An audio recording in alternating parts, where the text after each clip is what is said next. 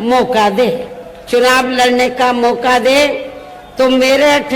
जो लोकसभा की सीट है, इस सीट पर हमने त्यागी ब्राह्मण समाज की भावनाओं को ध्यान में रखकर, साथ ही इनकी आबादी को भी ध्यान में रखकर हमने इस बार इस सीट पर बहुजन समाज पार्टी की ओर से श्री देवव्रत त्यागी को चुनाव के मैदान में उतारा है, जिनको कामयाब बनाने के लिए अपनी पार्टी के लोग पूरे जी जान से लगे हैं। हालांकि आज यहाँ आपकी इकट्ठा हुई अपार भीड़, वह भीड़ के जबरदस्त जोश को भी देखकर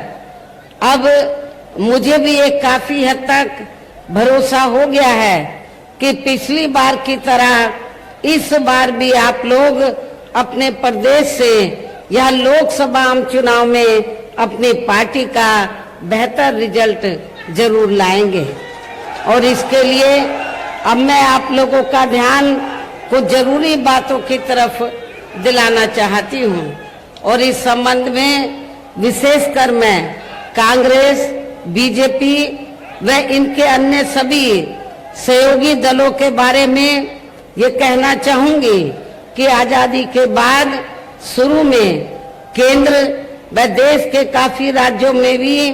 ज्यादातर सत्ता यहाँ कांग्रेस पार्टी के हाथों में केंद्रित रही है, किंतु इनके अधिकांश मामलों में रही गलत नीतियों एवं गलत कार्य प्रणाली आदि की वजह से ही फिर इस पार्टी को केंद्र व काफी राज्यों की भी सत्ता से बाहर होना पड़ा है, तथा यही स्थिति इनकी सहयोगी पार्टियों की भी बनी रही है, जिसके कारण ही फिर पिछले कई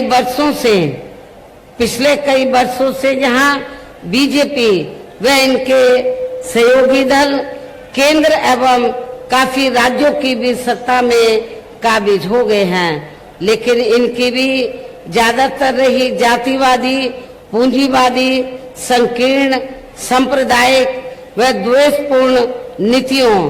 एवं कार्य प्रणाली आदि से तथा इनकी कथनी व करनी में भी काफी अंतर होने की वजह से अब ऐसा लगता है इस बार ये भारतीय जनता पार्टी भी केंद्र की सत्ता में आसानी से वापस आने वाली नहीं है, बशर्ते यदि ये चुनाव इस बार फ्री एंड फेयर होता है तथा आम चर्चा के मुताबिक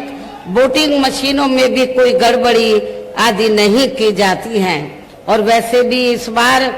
चुनाव में इनकी कोई भी पुरानी एवं नई चल रही नाटकबाजी, जुमलेबाजी व गारंटी आदि काम में आने वाली नहीं है, क्योंकि अब देश की जनता काफी हद तक इस बात को समझ चुकी है कि इनकी पार्टी ने अब तक देश के विशेषकर गरीबों, कमजोर तबकों, मध्यम वर्गीय एवं अन्य मेहनतकश लोगों को जो इन्हें अच्छे दिन दिखाने के असंख्य प्रलोभन भरे वायदे किए हैं तथा अनेकों हवाई व कागजी गारंटी आदि भी दी है, तो उनका जमीनी हकीकत में अभी तक इन्होंने लगभग 1/4 हिस्सा भी कार्य पूरा नहीं किया है, बल्कि इसके स्थान पर इनका ज्यादातर समय व ताकत भी यहाँ इनके अपने चहेते रहे बड़े बड़े पूंजीपतियों एवं धन्ना सेठों को ही ज्यादा से ज्यादा मालामाल व धनवान आदि बनाने में तथा उन्हें हर स्तर पर छूट देने व बचाने में ही लगी रही है, जिनके अधिकांश आर्थिक सहयोग से ही ये पार्टी व अन्य पार्टियां भी अपना संगठन चलाती हैं तथा चुनाव आदि भी लड़ाती हैं, जिसका काफी कुछ खुलासा बॉन्ड की आई रिपोर्ट से भी हो जाता है। इसके साथ ही अब ऐसा लगता है कांग्रेस पार्टी की तरह ही बीजेपी ने भी केंद्र की तरफ राजनीतिकरण ही कर दिया है। इसके अलावा देश के किसान वर्ग भी वर्तमान बीजेपी की सरकार में शुरू से ही अपनी विभिन्न समस्याओं को लेकर काफी ज्यादा दुखी व परेशान रहे हैं और अभी भी हैं। जबकि यूपी में 4 बार हमारी पार्टी की रही सरकार ने इनके हितों का भी हर स्तर पर विशेष ध्यान रखा है। हमने अपनी चारों हुकूमतों में किसानों को खेती करने के लिए समय से सस्ते साधन हमने उपलब्ध कराए हैं। इसके साथ ही इनकी हर फसल का उचित दाम भी हमारी सरकार ने दिया है। और आपके पश्चिमी यूपी में गन्ना काफी पैदा होता है। गन्ना किसानों को